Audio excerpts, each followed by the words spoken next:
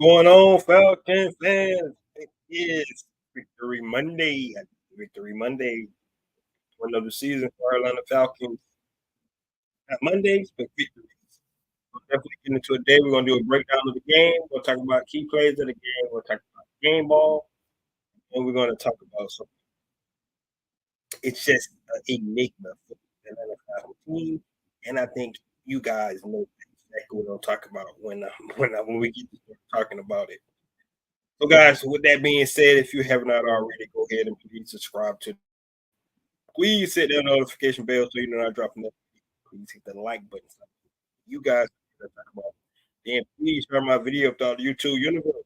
People can come here and talk about that right.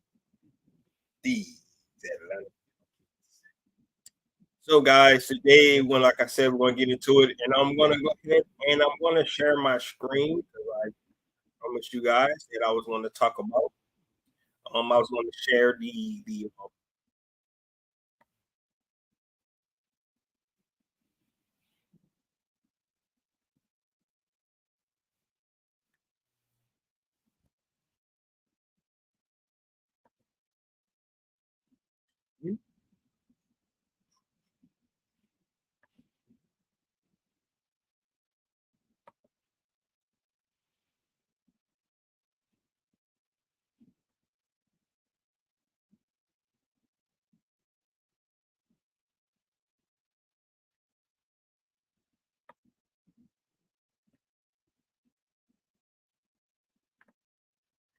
All right, guys. As you can see, this is the breakdown of yesterday's game. We'll go down it and we'll talk about it, what we see, what we like, kind of determine, how this game went for our Atlanta Falcons. Look at the total yardage. They Tampa Bay Buccaneers actually outgained us in yards. If you watch the game, you kind of understand that. Had a lot of quick strikes from Kirk Cousins, deep passes, of course, two to Kyle Pitts, and then one to Darnell Mooney. So we kind of scored our touchdown fast. Um, we got points on the board, but we did not take a lot of time off the clock moves on points. The second half was a little bit different. Time of possession is a little bit, closer than what it was because in the first half, 27 minutes, 32 minutes, looking at possession. That's what we're at with that. If you look at the turnovers, the Falcons was plus three turnovers. We all can go to that stat and look at you plus three in turnovers. You should win. This game probably shouldn't have been as close as it was. We did have a big of a safety. Um, it's not considered a turnover, but the safety was huge for us. Um, Penalties, we only had four penalties yesterday, but those penalties, costly penalties. We probably could have had bigger scores if we take this penalty because a couple of those penalties came off big runs where they that was called back. So, and they were both receivers trying to make plays. So, hopefully outside receivers trying to block. Kudos to receivers trying to block, but not get your out there to cause a holding penalty. Both of those penalties got called back. Um, Look at the plays. Like I said, they had more fast plays or plays. Our third down, we was actually 6 for 12, 50%. You look at the Tampa Bay Buccaneers, now 14. We'll definitely talk about the defense in a minute. I thought 2 for 2 on fourth down on Tampa Bay Buccaneers. 2, we know that one was a fake cut. Real clutch blew up, and actually probably still good for those guys. What was that? Um, you can rush your yards, yards, 102. So, it's a mixed bag. But we got to win. That's what it really boils down to. You looking to the breakdown of the game. Always. Like I said, when I go to stats and I look at the breakdown of the game, I always look at a couple of things. Time possession, who kind of control the game. You go to the turnovers. Turnovers are huge. And then you go to the penalties. See, did that affect the game in any way? You see one thing here. You see the sacks. We only had Gave up 2 sacks, but we had no sacks in this game. Not surprising if you watch our defense play. It started to get to the point where Atlanta Falcons look like the offense going to have to start to do things, spectacular. And it's looking like the old Falcons defense, in my opinion, you start thinking about it. So I don't like what I'm seeing from this Atlanta Falcons defense. I know you guys don't like what you're seeing from Atlanta Falcons defense, but at some point, they got to try to figure something out. But guys, that's the breakdown of the game. Definitely want to get you guys' opinion about it. 31-26, Atlanta Falcons is atop of the NFC South. They got a big game for an NFC opponent. Dallas Cowboys, a reeling team. If the Atlanta Falcons play their game, we'll get into the keys of victory on Wednesday. But if Atlanta Falcons play their game, they should be able to come out with another win. So we'll just definitely have to see how it turns out. But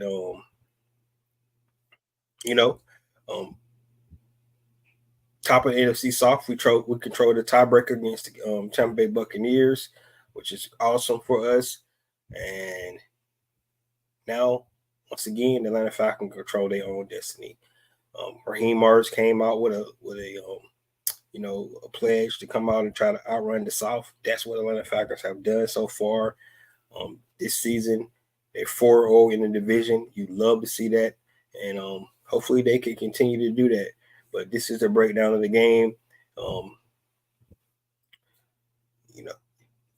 you're looking at the numbers, 31-26, it kind of looked like it was a close game. But in my opinion, it should never been this close.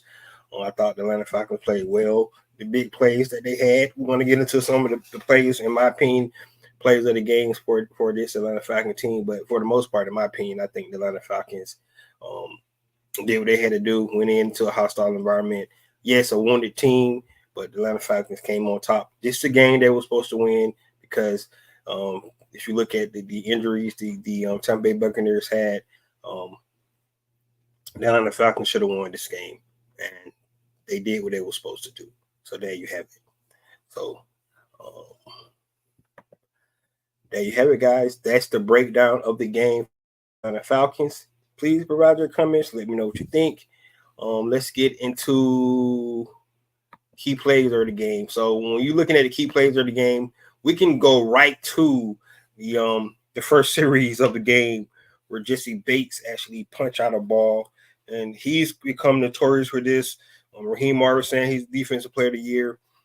I know he should be mentioned up there with those guys. I haven't been watching, defensive stats throughout from other teams, but I don't know if anybody's been more impactful to wins than the Jesse Bates for our Atlanta Falcons. So I do agree with him. He should be in that conversation. Definitely should be. But to me, one of the key plays of the game is right off the bat. Right off the bat, that punch out from Jesse Bates. It was a huge play in the game to start off, and then the Atlanta Falcons capitalized off of it. They went down, put 7 points on the board, and the Tampa Bay Buccaneers was kind of chasing from that point on. Yes, they was able to come back down and match us for a score, but at the same time, we took away one of their possessions on the in the game, and Jesse Bates had a huge part in that. So kudos to him. That was one of the plays of the game. You definitely can go look at a couple more plays if you want to. You can go look at the play, another play by Jesse Bates when he went up and got an interception, kind of took the ball away from the tight end. That was a huge play. The play by A.J. Terrell, the interception he had when he actually went off his man and intercept the ball. That's an instinct play. That's the kind of things we've been waiting for A.J. Terrell.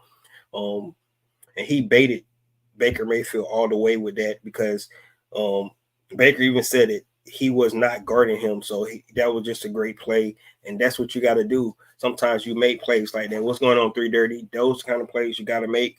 So when you look at the key plays of the game, the first series, Jesse Bates punching out, the interception by Jesse Bates was huge. The interception by A.J. Terrell. But, cannot forget Cardell Hodge, them going for a fake punt. in the fourth quarter. That was probably one of the hugest plays because the Atlanta Falcons also capitalized on that as well. They punched it in for a touchdown pass to Bijan Robinson going in. And you got to give kudos to Kirk Cousins because that pass to Bijan Robinson was his fifth progression.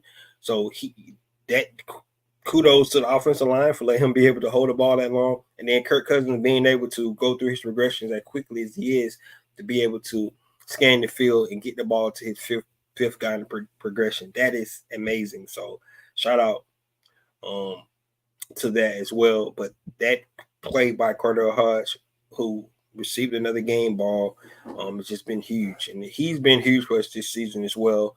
Go back to the Saints game, go back to the Tampa Bay Buccaneers game in overtime, and then the huge play he made for us on special teams this week. So he has really contributed to winning, and who's probably what the fourth in the receiver room on the depth chart. So, but huge guy, and that's why you say it's a team sport because guys like Cordell Hodge make plays, and that's what we love to see, right? So those are definitely my key plays of the game. Um, you know, we can't say a key play of the game that it could have been a bad play if they had a good angle. Because in my opinion, Antoine Whitfield made a great play on Kyle Pitts because he was being lazy and knocked the ball out of hand and went in the back of the end zone. So um, those are some of the things that you got to think about. Kyle Pitts, I know he'll never do that again. He got away with one. He said thanks to tight end guys because it was National Tight End Day. And Kyle Pitts was huge in that. So that was a play that went into the Falcon favor. And maybe the football guys was getting Tampa Bay back before that phantom roughing and passer call that they gave Grady Jarrett a couple of years ago. So, that's how things work out. But Antoine Whitfield, man, you got to kudos to him. He made a play like that last year on Desmond Ritter as well. If you guys recall that, Desmond Ritter going into the end zone, and instead of being careless with the ball, making it loose, Antoine Winfield knocks it out and goes in for a touchback. So he does have a knack for that. But Kyle Pitts definitely slowed down and took his foot off the gas, and he could have definitely got on in the touchdown, and it would have been, safe and sound. But luckily, they did not have an angle straight down the sideline because if they did, I'm telling you, man, it would not have been a touchdown. It looked like it was knocked out before it crossed the plane. It's just how I looked at it, but it don't matter because they could not overturn it. It was a touchdown. The guy signaled touchdown going in, and kudos to Kyle Pitts getting down there. But hey, from now on, man, make sure you secure the ball, brother. But we can't have that. That was scary, and I was cursing you out definitely 100% on the TV when that happened. So I'm glad that it did not go the opposite way because I think a lot of people, especially if we would have lost the game, man, you would have heard a lot about that.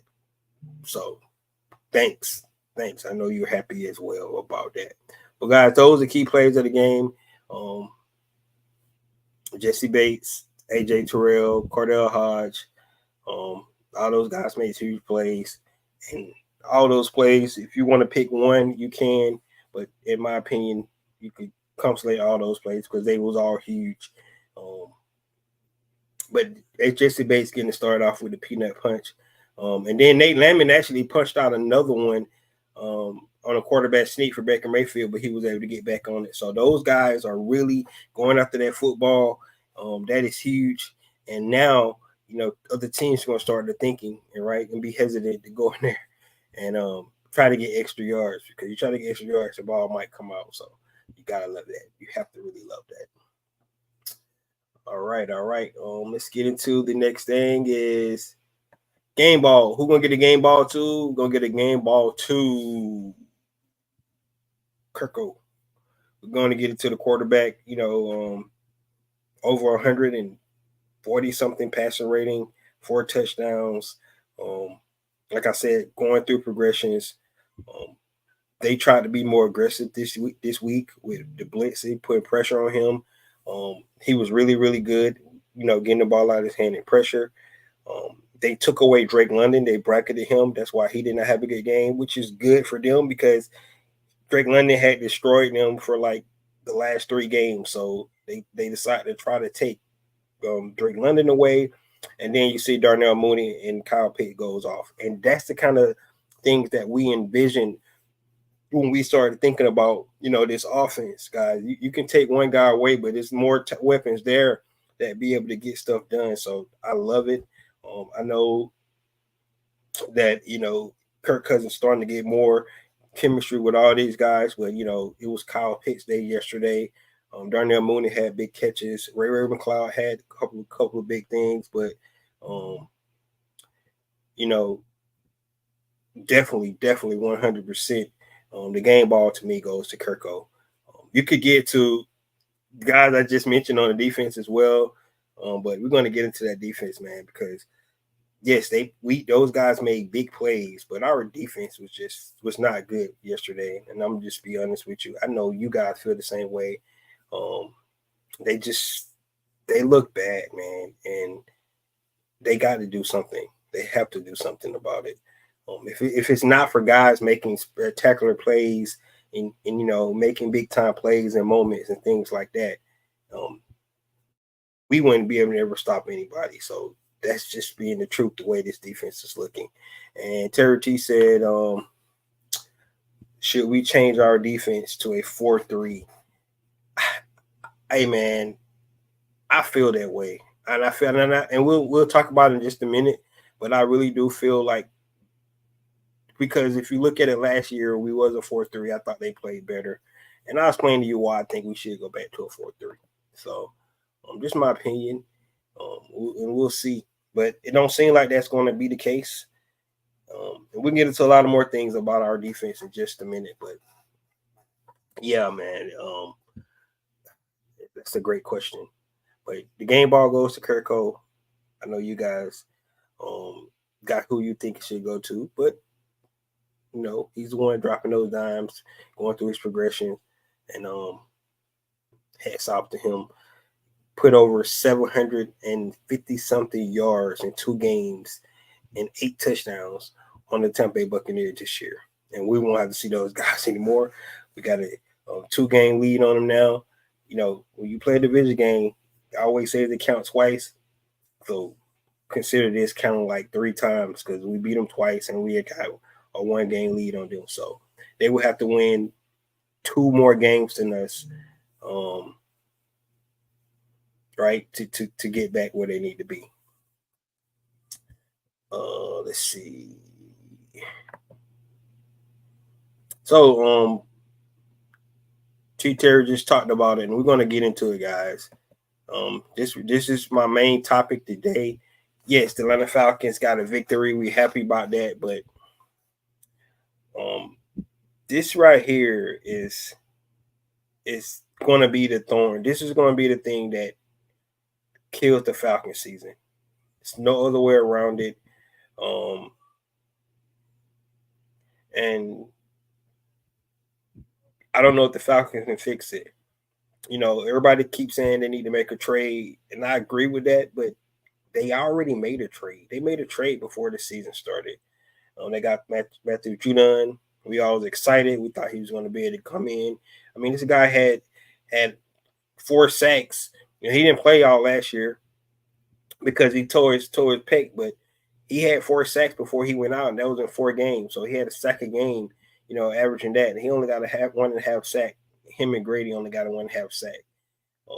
But the Atlanta Falcons have a total of 6 sacks through 8 games. I mean, this team had over 42 sacks last year, and now through 8 games, this team has only 6 sacks. And yes, we lost Bud Dupree, we lost, Calais Campbell, but those guys, they did produce sacks. But wow, is it that much to the effect where now we can't produce anything? And you can see the guys. It's not like the guys in our trying, man. I just think the scheme. T. Terry just talked about playing that 3-4, and and I'm harping on the pass rush right now, but the the run defense is not good either. So between not being able to get after the passer and we cannot stop the run, the Atlanta Falcons, I'm honestly, guys, I just don't know how they're winning these games. You have to put your head off to guys like Jesse Bates, making crucial plays, making a play, these defense, because it's reeling. And then somebody from the defense will come out and make a play. AJ Terrell come and make an interception. Jesse Bates will punch out a ball. He'll make an interception. Um, Something that happened, a tip by Matthew Judon and Troy Anderson run it in for a pick six. I mean, these are the opportunities getting created, and that is part of the game. I really understand that, and that may be the formula, man. Just try to create turnovers, create havoc, and help this defense out. But the main thing is they're not getting pass rush. I mean, think about it. The Atlanta Falcons is 32nd in the league in sacks. 32nd in the league in sacks. But we're 5-3. Just imagine if we can start producing some pressure on the quarterback, man, what that would mean for this team. So I just don't know what they need to do. I really believe that, they kept 8 defensive linemen, right? 8. Think about that. 8 interior defensive linemen. That's how many they kept. And I believe that's the strength. So if you got that many, go 4-3, man. Go 4-3. One reason I think we go 4-3 because I think our linebackers it's not good at coming downhill in a 3-4. Your linebackers got to be really good in a 3-4, right? Because those 3 linemen up front is going to take on double teams, and now those linebackers got to come on and fill those holes and make those plays. And right now, our linebackers is reading wrong gaps, again, getting washed out by the offensive line. It's just not happening. And Tory McElhaney put out a thing today that the guy who got the most pressures for the Atlanta Falcons is Kay Ellis, our inside linebacker, the guy with the green dot. He got more pressure than anybody on the team, which means that maybe he should be the pass rusher. But that's not a good stat to have, right? When you win to go get a Matthew Judon, you drafted the Armor Ebiketie in the second round, and those guys are not bringing it. I mean, you see penetration from Grady Jarrett, sparingly, but he's an inside guy. He's going to create that penetration. But the guys on the outside are not doing anything. And at this point in time, maybe you do need to look at a different scheme. 3 Dirty mentioned bend don't break. Yes, but it's getting old, man. It's so bad. I mean, they looked this soft yesterday, especially in the run game. I mean, this is a Tampa Bay Buccaneers team where they had both of their top receivers out. Us as the Atlanta Falcons knew that they was going to utilize the run game. You had to know that. You had to know that coming into the game. And we still stayed 2 high safeties with light boxes, and they just ran the ball down our throat because our front 7 is not getting it done in the run game. And then when it's time to pass the ball, obvious passing down, we can't get out the field on 3rd down because we can't create pressure on the quarterback. And if it's not for great plays by great players, in the back end, like a Jesse Bates, like the plays that AJ been making them late, it would really be bad. I mean, and guys, the question is, how long can this Atlanta Falcon team keep living like this? You have to go back and look, but I don't know if I ever seen a team that will be last and get the quarterback on the ground and have a chance to make it to the playoffs. Right now, the Atlanta Falcons is 3rd in the NFC. Right now, they sit 3rd in the NFC, right? But how in the world can we expect the Atlanta Falcons to be able to do anything if they can't and they won't, be able to start to get after the quarterback? Raheem Mitchell Day is not good enough. It's not, but you can't keep hang your head on the same thing and think you're gonna get a better result, right? Maybe they do need to go ahead and make another trade. That's what they need to do. Make it. Do something, man. Do something. But at this point in time, it's not working. It's not working. Now we've seen that the Kansas City Chiefs, the defending Super Bowl champions, 2-time Super Bowl champion, went and got Uche from the New England Patriots for a 6th-round pick, a future 6th-round pick, man. And now you don't know if the Falcons had interest in him or not. Not 100% sure on that. But at some point in time, something has to be done. You can't keep just thinking that the offense is going to bail you out or to 330 point. We're just going to keep bend, don't break, bend, don't break, bend, don't break. But this pass rush is bad, man, and it seems like the Atlanta Falcons is cursed, for getting a good pass rusher since John Abraham. Yes, people can go back to that one great season Vic Beasley had in 2016, but let's be honest, he had 5 sacks in one game against the Rams at the time. Gotta go back and remember that, right? So yes, that was a great season, one season from Vic Beasley, but be honest with you, Armor Ebiketie looks like a Vic Beasley. He gets pressure, he's back in the back, but he never is able to finish the job. He's never able to finish the job. So this is huge.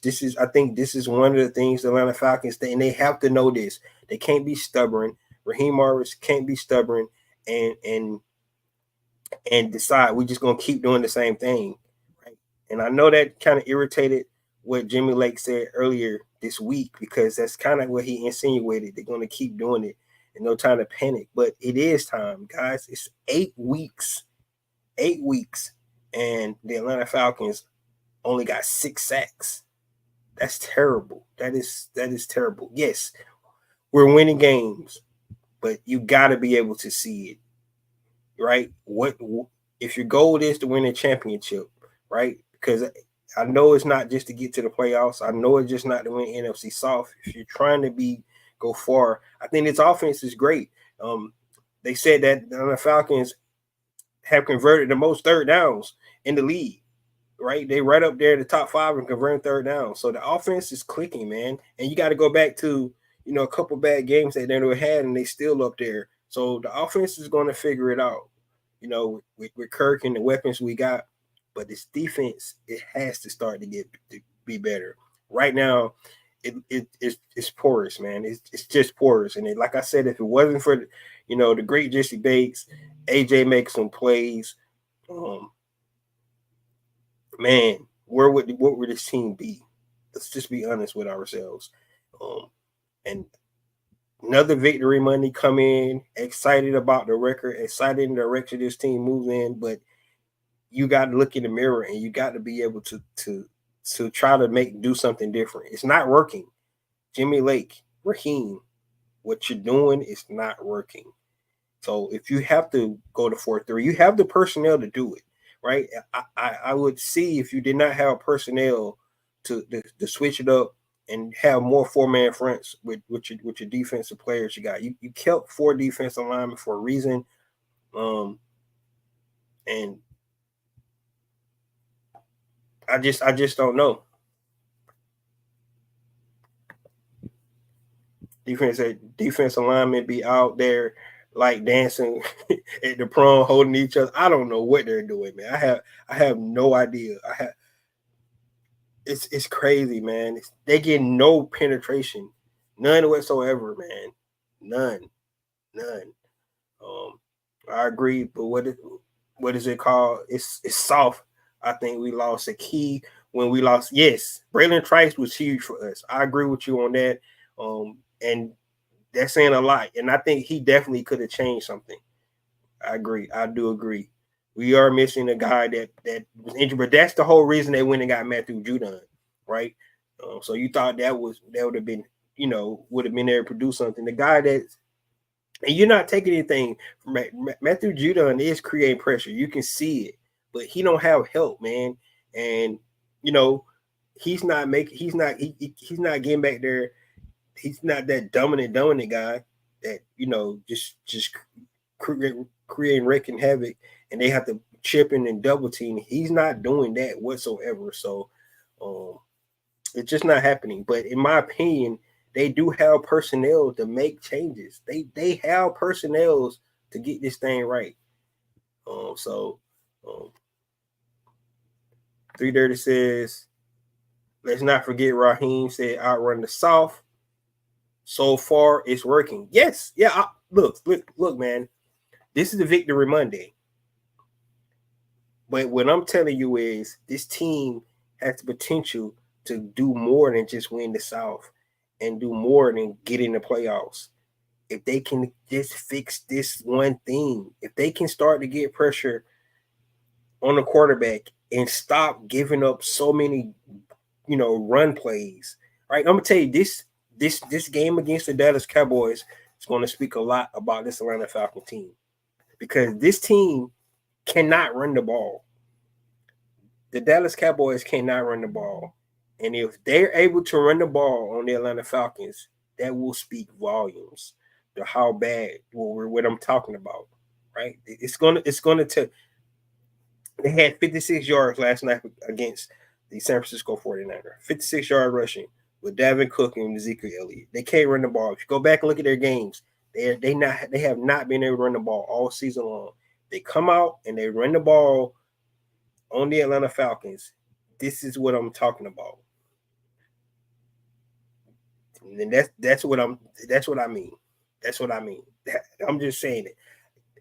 I'm usually the glass half full kind of guy, and I'm happy that we're winning. But what I'm telling you is that I got high expectations for this team because the offense is playing so well.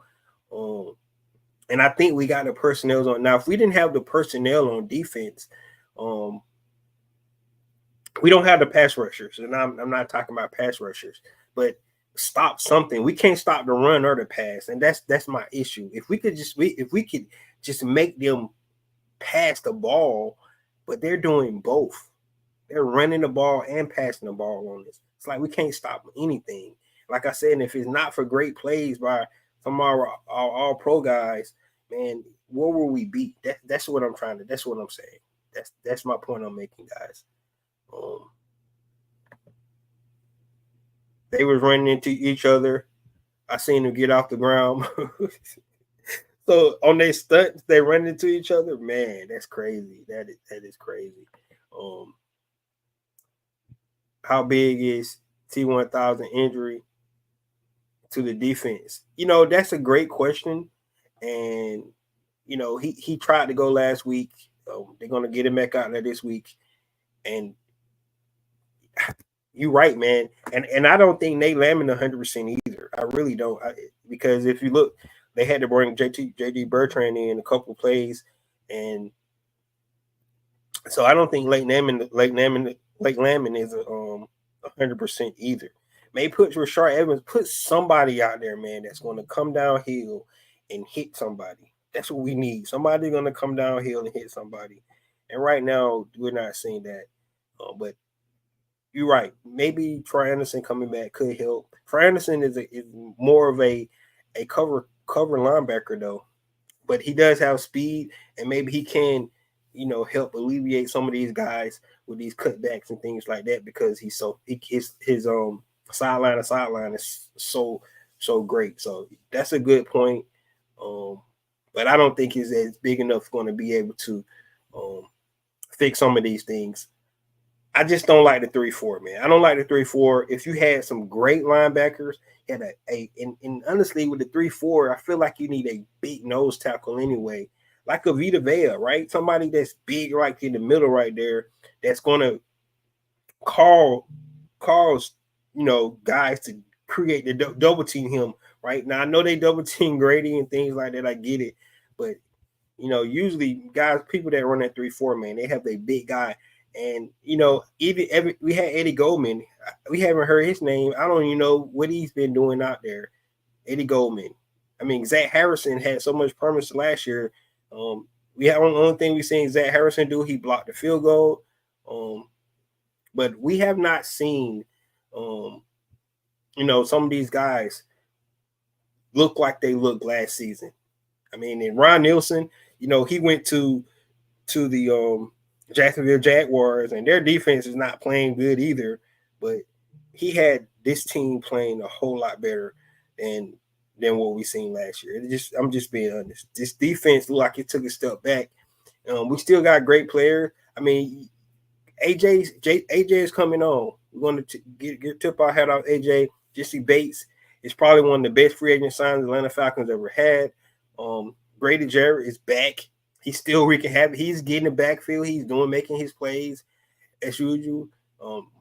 Judon has his moments, creating holding penalties and things like that. It's just not enough, guys. It's just not enough. And for Jimmy Lake to say that it's not going to change anything, it's not working, right? And I know if anybody looking at that game yesterday, especially in that first half, we always get frustrated because we looked at soft. They were just running the ball up and down. And the problem I had with Tampa Bay Buccaneers was not a team that was able to run the ball. And the fact that both of their receivers was out, we knew that was going to be the game plan. We knew it coming in. One of my first keys was stop the run. Stop the run on defense. And we couldn't do that. So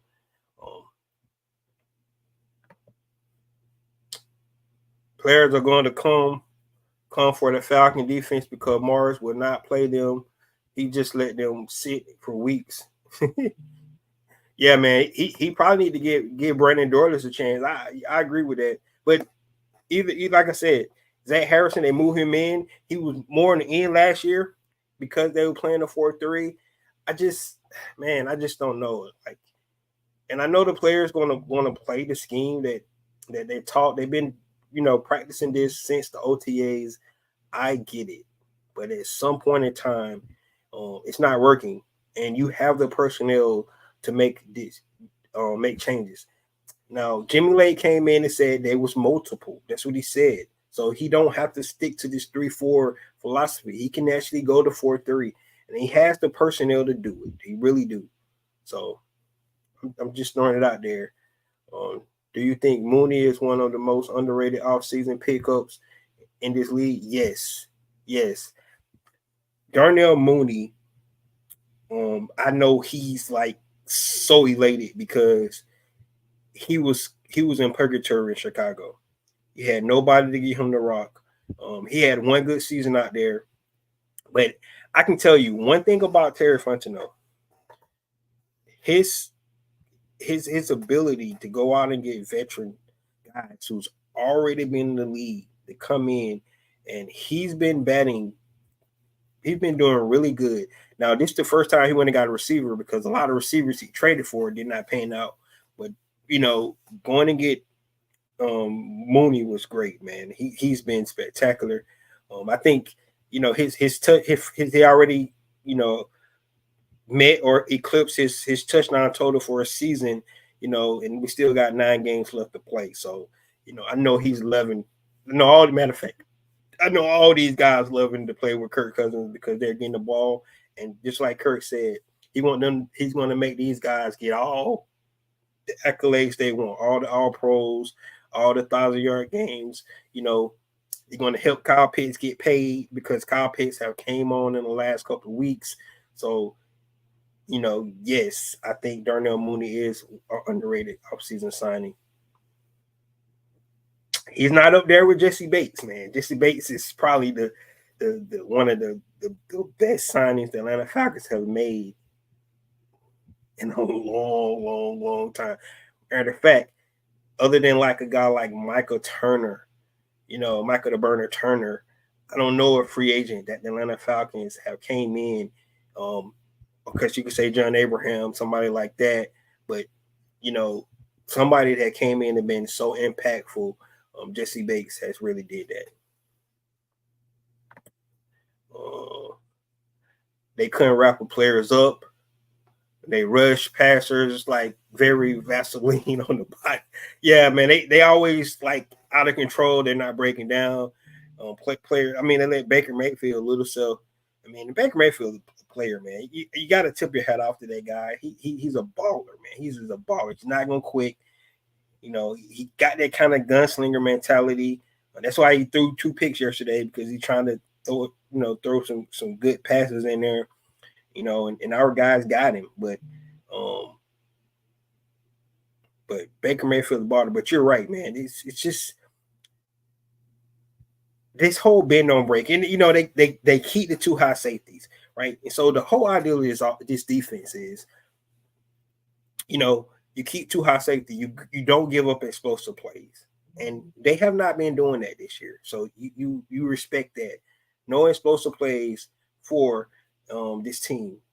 That's great, but the problem is the whole idea is to not give up. You're going to come in when they throw the ball short. You're going to come up, make a tackle. No yak yards, right? The problem is the run game. When you playing in those light boxes, because you got your safeties up so high, right? They know they can't go downfield. They know they can't stretch the field. So what they want to do is they're going to try to take you out of that look, and that's why they run the ball. So we're not stopping the ball in the running game. And then so that's why we get this bend on break. We're getting up a lot of yards. I don't know where we at in yardage right now, but I can promise you, Atlanta Falcons probably real high on the list of giving up the most yards.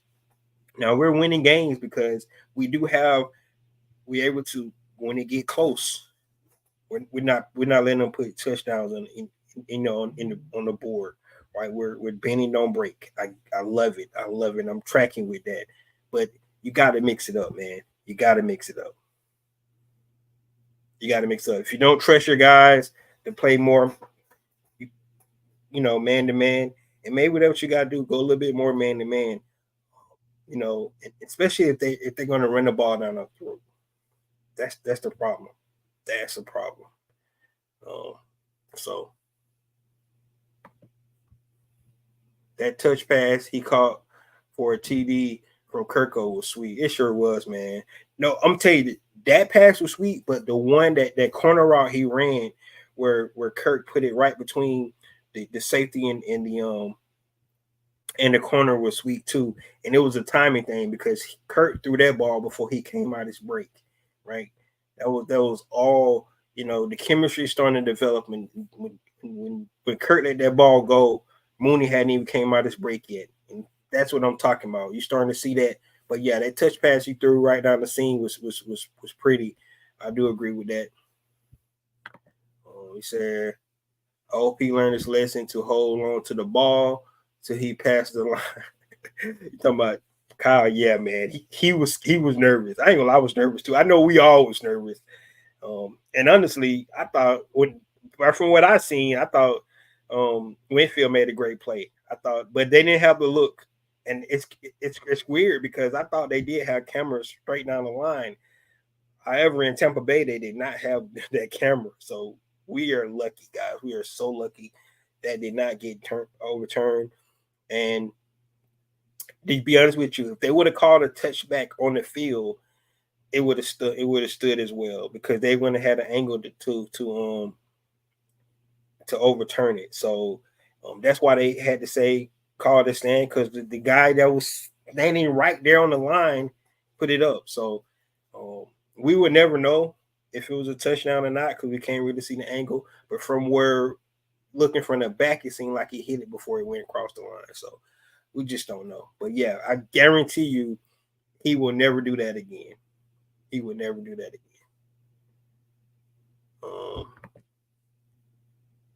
If we don't pressure sack Dak, we in for a rough day. I don't care what their record is. Yes. But I'm be honest with you, if they don't just bracket CeeDee Lamb, just like the Tampa Bay Buccaneers just did Drake London, right?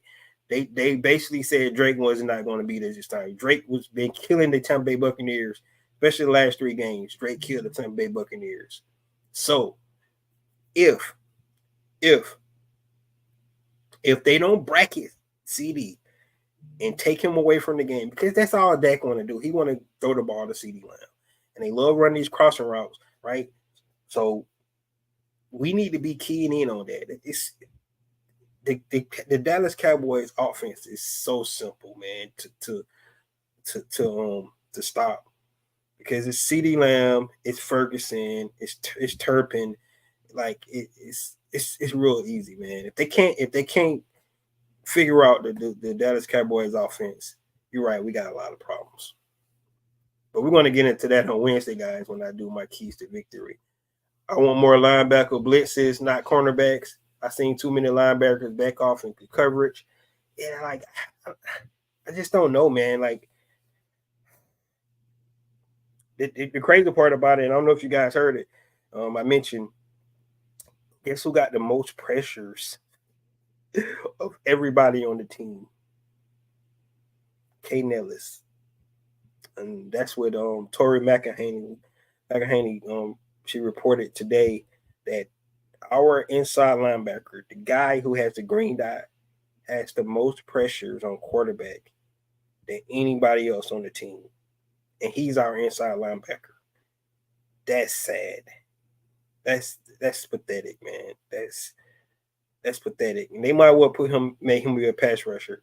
If he got the most pressures, they might as well just put Nate and Troy get healthy in the middle and let K. Nellis rush the passer in. I mean, maybe that's the answer. I don't know, man. It's they need to do something. They can't keep doing the same thing. They can't keep doing the same thing. And I know it's crazy to say that because they keep winning, they're gonna keep doing the same thing. But it's not going to take us far, man. When we play teams and quarterbacks that's lethal, and they got playmakers out there, they're gonna eat us for lunch, man. I'm just telling you right now, it's gonna happen. It's gonna happen.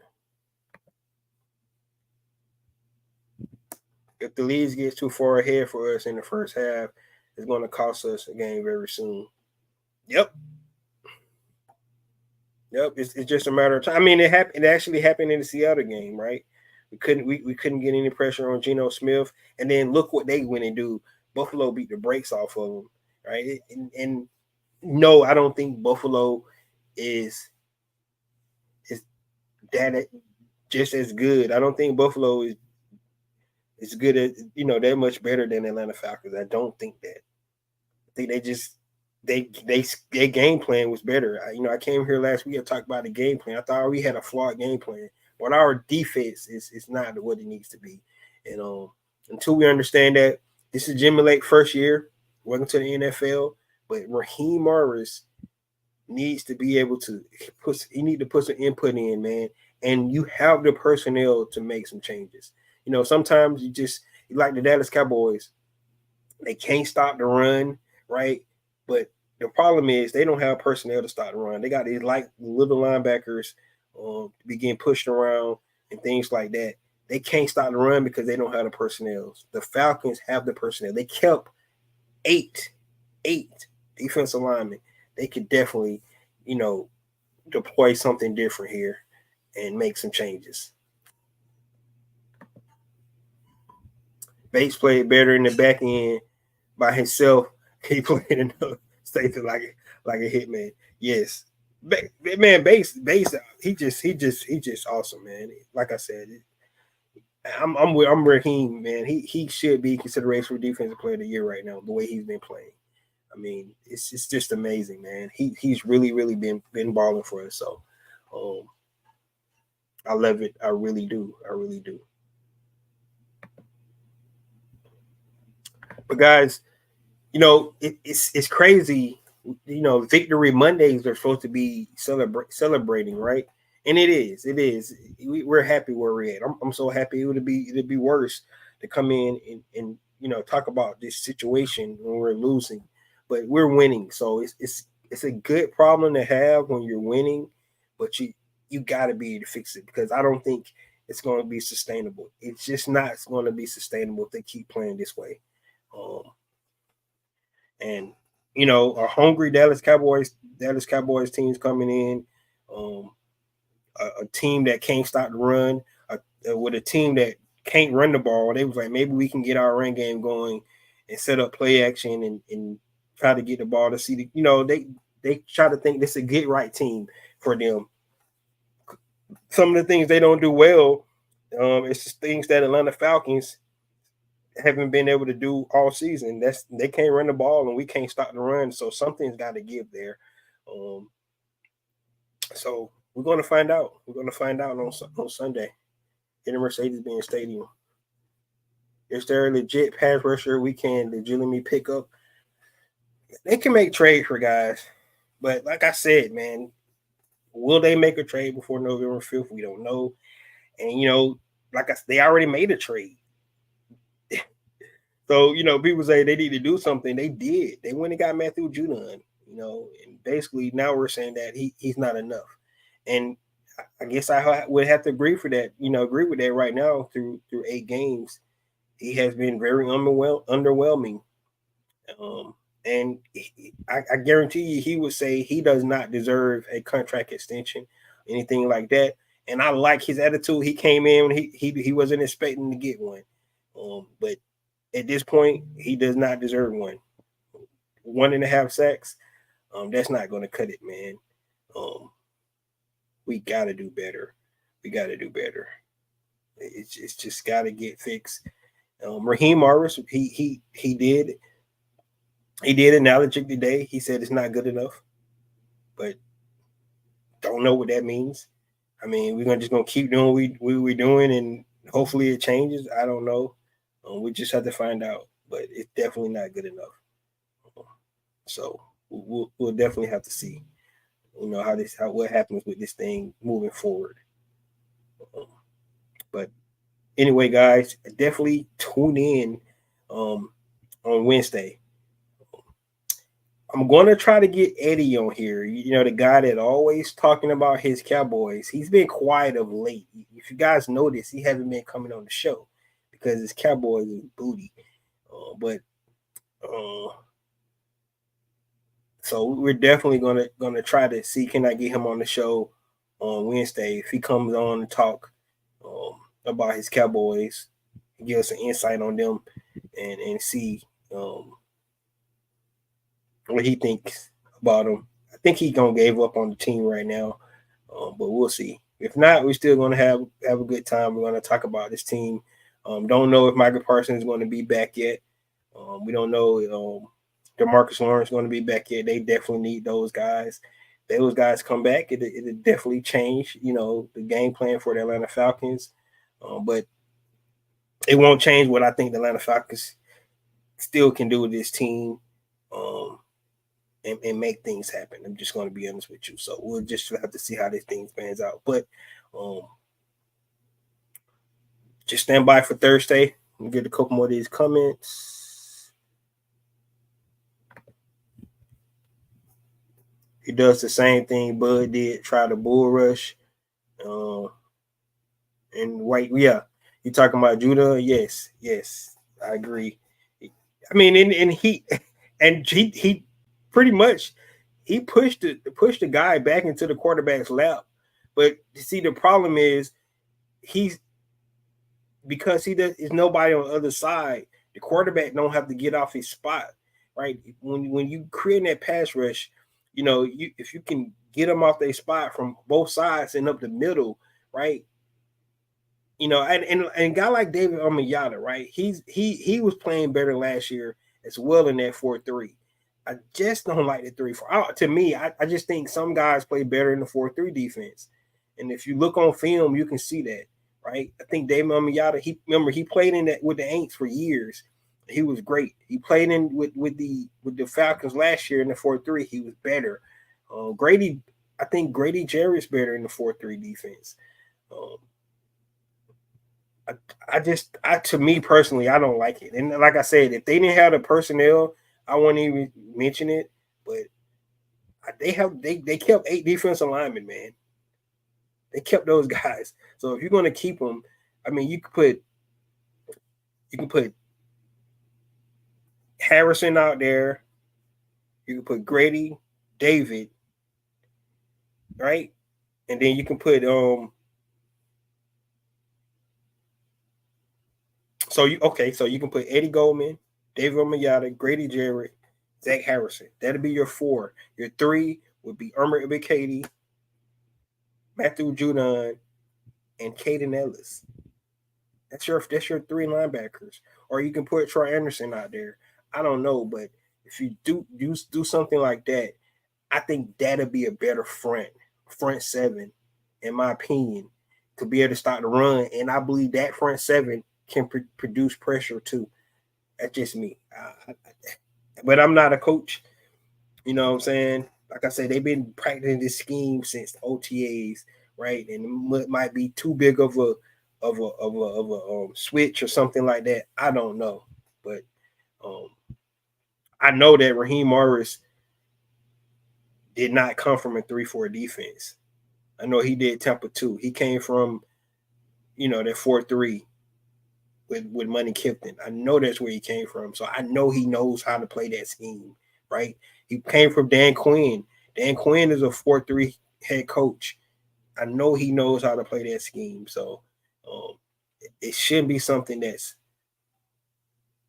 that's new or something. Like I don't know, man. Or if you said dip, swim, move, something, yeah, exactly. Do something different. Do something, man. I don't know. We just have to figure it out. But at this point, guys, it's not working. It's not working. It's just not working. We'll have to see what happens. But guys, please tune back in, and hang out with me. On Wednesday, we do the keys to victory for the game. It's Cowboys week, so it's gonna be a whole bunch of Cowboy fans at the game. But maybe they won't be as cocky this year because their team sucks. So that's what it will be like. He says Ray Lewis and Scruggs were crashing the gaps every play. We need our two linebacker crashing. Yes. That's what I'm saying. Like opposite gaps, right? One linebacker crashed this gap, another linebacker crashed this gap. I mean, I know we have the personnel to do it because we were talking about this personnel before the season started, right? And if you look at how they played last year, they played a whole lot better. But it's just not happening right now. So we just have to see what they do. All right. So, guys, that's all I have today. Thank you guys for tuning in. Please come back on Wednesday for we can talk about the keys to victory for this Dallas Cowboys. We might have a guest. Don't know. I'll find out if we do. We'll definitely welcome him and let him provide his insights on the Dallas Cowboys. And just to give you guys a heads up, he think he's some kind of knowledge guy and know all about football. So it's irritating because he'd be wrong, but at the same time, we'll let him get inside of his Cowboys. And what really gets me, he tried to tell me about the Falcons, right? And which is like, dude, you don't know nothing about this team. Just stop it. But it'll be fun if he does decide to grace us and give us his insight on his team. If not, we'll definitely kick it up and we'll talk about what we can get into. So, keys to victory, Wednesday. This is your boy Ricondo. Come back at you with another video. Peace.